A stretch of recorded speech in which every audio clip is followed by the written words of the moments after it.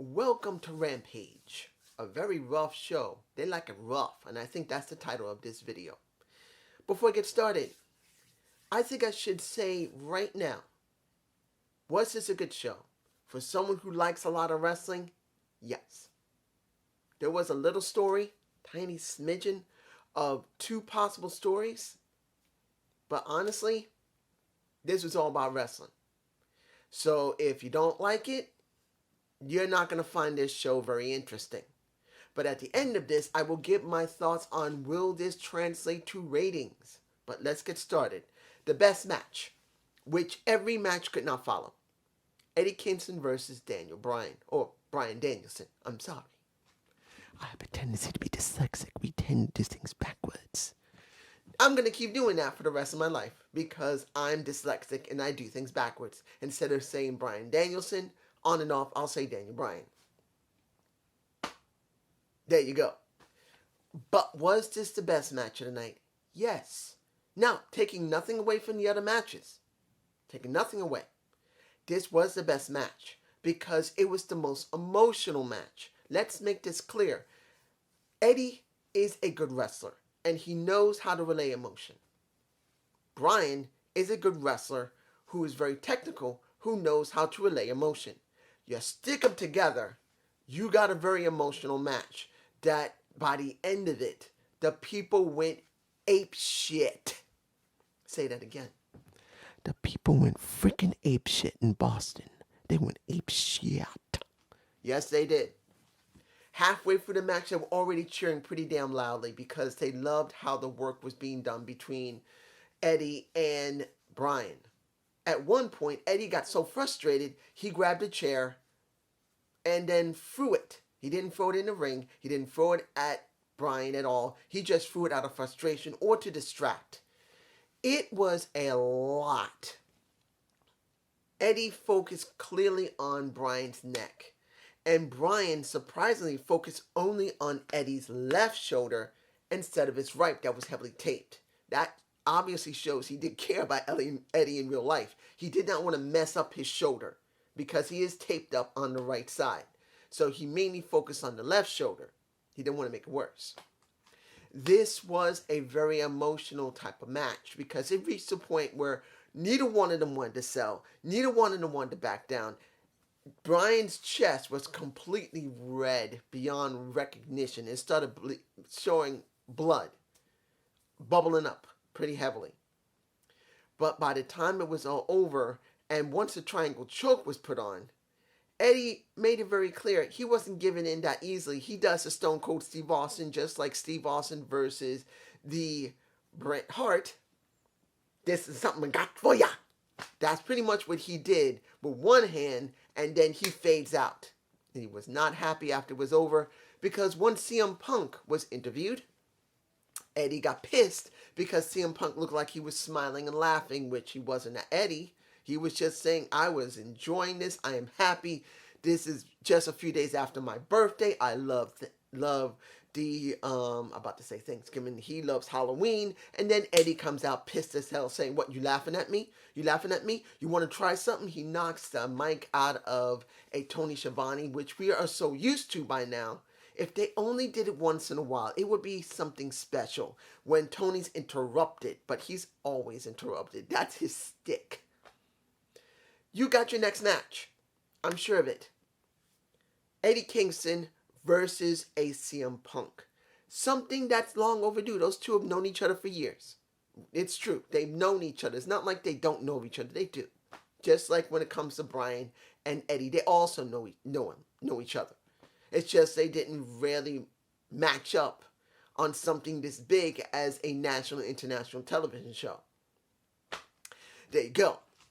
Next, you had Dante Martin versus Matt Seidel. Now, supposedly, it was supposed to be Leo Rush and Dante versus Matt and his brother Mike. But Mike got injured, so it became a one-on-one. This is the third match between Dante and Matt Seidel. Matt has beaten a Dante twice.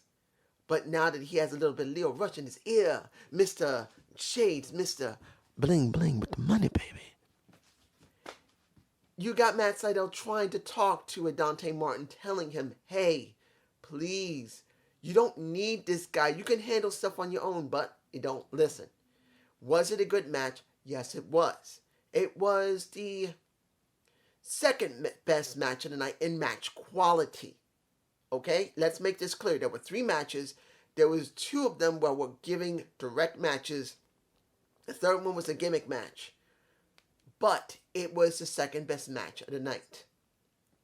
If you love high flying and a lot of flips, you're going to love how this match happened. Between Dante as well as Matt, they did a lot of flips. Dante looked very good doing his aerial. He did. For 20 years old and only been in the business 5 years, he's gotten a lot of work done. That's very good. But the question can and must be answered. Can he actually do a character? Can he talk? Can he hold himself with charisma? That's something you can't just have in 5 years all the time. He's not an MJF.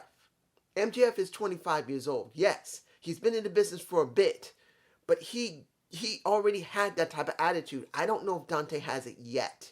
If he will, for at least a good amount of years, he's got a lot of developing to do. So he finally does beat Matt Seidel. The question is going to be where to go now. But I got to say this, and you know what? Forget that. Forget it. Because it really doesn't matter. Because you ain't going to listen to my own point of view about someone wearing a band on their arm. That's what they think. Whether you like it or not, that's where they are.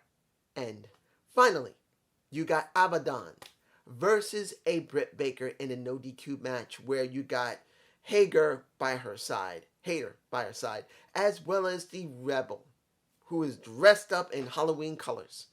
This is one thing I liked compared to WWE and what they did in 2.0 of NXT. A played out party every single time. Or you have a couple of people dress themselves up. You did it at Dynamite, just dress some people up. You got it here, dress some people up. That's it. You don't have to make it a damn spectacle. So there you go. Abaddon. Does she look any different than the last time I saw her? Nope. She is a gimmick wrestler.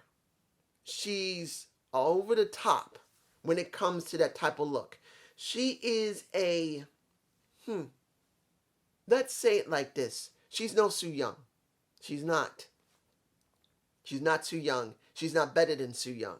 Su Yung has a certain style. Let's be honest. If you put Su Yung versus an Abaddon, you will see the style of Su Yung, who is way more developed than a Abaddon. Flat out. The Undead Bride will beat the damn zombie flat out.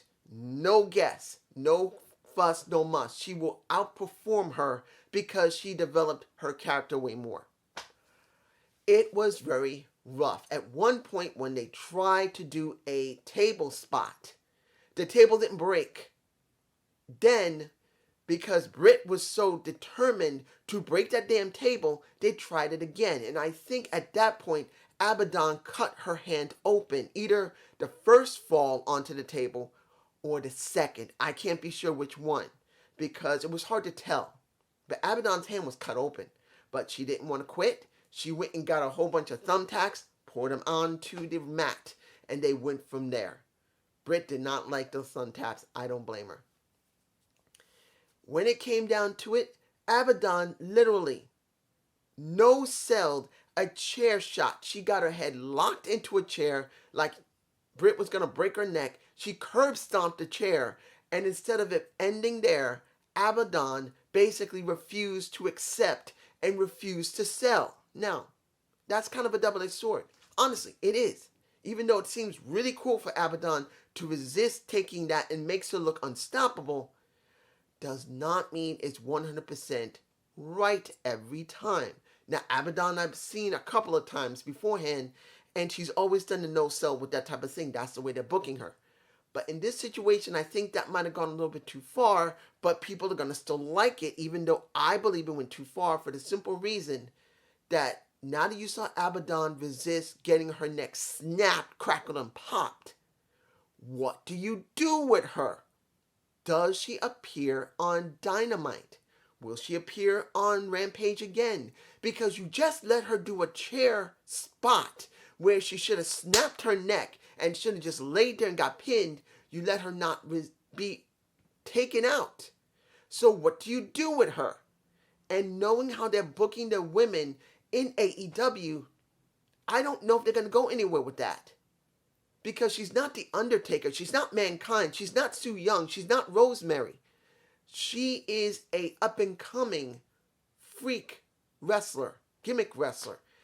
And you just gave her a very, very prominent spot. And if you're not going to book her to look that dominant and to be something, I don't know what to tell you. That was just a big waste of time. But it's going to depend, are they going to do something with it? Was this a good show? If you love the matches, yes. For people who want more character-driven stuff, the most you got is Eddie Kingston now possibly having a feud or a match with CM Punk, which, honestly, it's going to probably be one match unless they drag it out and make their history something, which would be a wise thing, but I don't think they will. And then you have Matt Seidel dealing with Dante Martin. Matt has now 2 wins over Dante Martin, but Dante Martin won this match because of Leo Rush. Will they continue that? That's going to be the question. And there's a good chance you will not see it on Dynamite. And maybe you'll see it on Rampage, but you're going to have to watch Elevation and Dark to see it. So you won't know how far they're going to go unless you're that type of person to look on YouTube. This is the way I see it. And I hope you enjoyed this Zane's View. Please give me a comment below. Have a good day. Have a good night. Peace.